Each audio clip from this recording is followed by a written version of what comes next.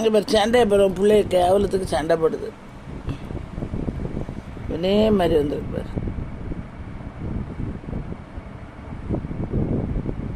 முளைச்சி 3 இலை விடலாங்க. சண்டையை பாரு. அப்பு பப்பு சும்மா கடிக்கிறது பாரு. துத்தா இதில் கடிக்காத.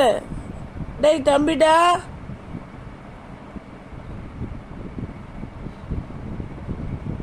விட்றா விட்றா.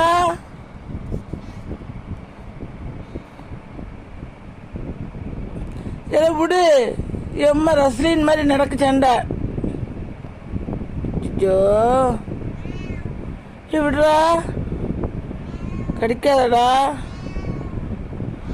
இதெல்லாம் பெத்த தாயா பேய் சண்டை நடக்க பார்த்துக்கிட்டு இருக்க.